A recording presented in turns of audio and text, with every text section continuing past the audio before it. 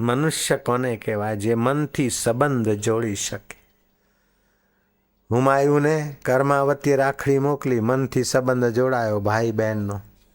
વિરોધી રાજ્ય હડપવાની ઈચ્છાવાળો હવે બહેનનું રાજ્ય લેવાય નહીં. ડાકુને ખબર પડી કે અહીંયા લગ્ન લેવાના છે આ ગામમાં. જે ઘરે લગ્ન લેવાયા છે એ કન્યા પક્ષના ઘરે સોનું ઘરેણા દાગીના બધા તૈયાર, બધા આયા ડાકુ એના સાથીઓ. પેલી બાઈ ડાકુના સરદારને કહે છે કે ભાઈ મારી એકની એક દીકરી છે ને એનો બાપ તો વયો ગયો છે. હવે તું તો મારો ભાઈ, હવે તારી ભાણી છે, હવે ભાણીના લગ્ન તારે કરવા હોય તો કરવા દે, અને ન કરવા દેવા હોય તો તું લઈ જા. પેલાનો મનથી સંબંધ જોડાઈ ગયો. સાથીઓને કીધું ખબરદાર અડશો નહીં, કઈ તિથિએ લગ્ન છે હું આવીશ, કોઈને જાણ કરશો નહીં, પોલીસ ખાતું નહીં તો મને હેરાન કરશે, ડાયાજી ખાતું હેરાન કરશે મને, અને હું મારી ભાણીના લગ્ને હાજર રહીશ, ગમે તે વેશમાં આવીશ, અને અમારા માણસો સીધું પહોંચતું કરશે. બેન આ સામગ્રી તો તારી પાસે ભલે રહી, પણ અમે આખર તો મનુષ્ય છે, ભલે ધાડપાડું કહેવાતા પણ અમે મનુષ્ય છે. મારી એકની એક બેન હતી જતી રહીને આ બીજી બેને મને ભાઈ કીધો, તો આ બેનની દીકરી મારી ભાણી થઈ કે ન થઈ? અલા પગે લાગો, મારી મોટી બેન છે. કાં તો ધાડપાડું અને ક્યાં મને સંબંધ જોડી દીધો અને હૃદય બદલી નાખ્યું. મનસા શિવેતી મનુષ્ય. જે મનથી સંબંધ જોડવાની શક્તિ રાખે એનું નામ મનુષ્ય. આ ઘર મારું છે, ઘર હું કદી કહેતું નથી કે હું તમારો છું. આ ઘરેણા મારા છે, આ સાલ્લો મારો છે, આ મંગલસૂત્ર મારું છે. મંગલસૂત્ર હું કોઈ કયા દાડે કે તારું છું? તિજોરીમાંથી કોઈ લઈને હેઠતું થાય ને તો કે નહીં વીંટીઓ, ઘરેણાઓ, ચેન, મંગલસૂત્ર કે નહીં કે બેન રડી રડીને અમને ભેગા કર્યા ને હવે જઈએ છે, એ બાય બાય, રામ રામ. એ મુઆ કહેવાય ના રે, પણ આપણે કઈ કાંક મંગલસૂત્ર. અને બહેનોને તો ઓહો ઘરેણા બનાવીને આવ્યા હોય ને તો પહેરે ને 25 બહેનોને દેખાડે નહીં ત્યાં સુધી એમને ટાઢક વળે જ નહીં, અને પહેરે ને બધા બહાર રાખે.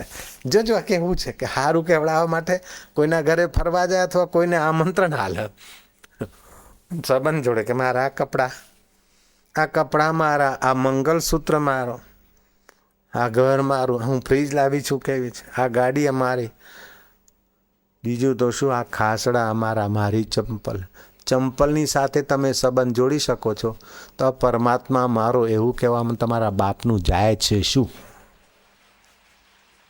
આ પ્રભુ મારા, હૃદયેશ્વર મારા, ઈશ્વર મારા છે અને હું એનો છું એવું કહેવામાં આપણા બાપનું જાય શું? અને ખરી રીતે આપણું મન એ ઈશ્વર સાથે સંબંધ જોડવા માટેનું જ છે.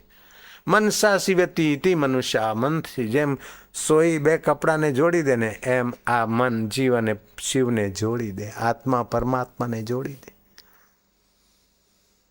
તો દરરોજે સવારે સાંજે રાતે સૂતી વખતે કહેજો મારા વાલા આ ઘરેણા મારા છે, એ તો બધું કહેવાનું ઉપર છલું છે, એ મુઆ ભેળા આવશે નહીં. આ મકાન મારું છે તો ઠીક મારા ભાઈ સમજા, આ ઘર મારું છે તો સમજા. છેવટે તો બાળીને આવશે ને, હાડકા વીણે આવશે ને તો ઘરવાળા કહેશે અહીં રાખશો માં, બારે બારે આય નહીં. ઘર બનાવ્યું જે ઘરધણી હે એના હાડકા વીણીને લાયા કે આય નહીં ભાઈ અપશુકન થાય, તે ઘર તમારું કહેવાય? એ ઘર તો કહેવા પૂરતું તમારું, દુકાન ને ખેતર ને ખુરશી કહેવા પૂરતી તમારી. ખરી રીતે શરીરે તમારું નથી ભાઈ, શરીર તમારું એ તો તમારા કહેવામાં હાલે. તમે નથી ઈચ્છતા કે આ ધોળિયા આવે, આયા બાબાને દાઢી ધોળી થઈ લે. તમે નથી ઈચ્છતા કે ગડપણ આવે તોય આવે છે, તમે નથી ઈચ્છતા કે મોંદા થઈએ તોય થવાય છે, તમે નથી ઈચ્છતા કે મરી જાય તોય આ મું તો મરી જવાનું કે તમારું શાનું? આ તો શરીર 5 ભૂતોનું, તો ઘરેણા તમારા. રામ કહો ફૈબા રામ, ઘરેણા તો ઠીક કહેવા પૂરતા કહી દો, ઘરેણા મારા, ઘર મારું, સાલ્લો મારો, વીંટી મારી, છોકરા મારા, રૂપિયા મારા, કહેવા પૂરતું કહી દો. અંદરથી સમજો કે બધું કહેવા પૂરતું છે. હરિહર ખભે ઉપાડીને લઈ જશે. રામ બોલો ભાઈ રામ, રામ બોલો ભાઈ રામ, રામ રામ સંગ હૈ, સતનામ સંગ હૈ. કુટી બાળશે ને પછી હાડકા ઘરમાં આવવા દેશે નહીં, એ સમજી જજો. બહુ દોડાયાથી ના મારું છે ના મારું છે મારું છે. પણ ઘર તમારું ખરી રીતે નથી, ઘરેણા તમારા ખરી રીતે નથી, ખેતર કે હે વસ્તુ તમારી શાશ્વત તમારી ખરી રીતે નથી, પણ જેનું બધું છે પરમાત્મા ખરી રીતે તમારા હતા છે અને રહેશે, એની સાથેની પ્રીતિ જોડી દેવી, એનું નામ મનુષ્ય અવતાર. અને જે વખતે માન મળ્યું તો ઠીક, થોડો વળી કોઈ એક આમ તેમ કે મન મોટા રાખે, જો બીત ગઈ સો બીત ગઈ, તકદીર કા શિકવા કોણ કરે. સારું કામ કરીએ છે, લોકો વાહ કરે કે ના કરે, પણ મારો પરમાત્મા તો જુએ છે ને.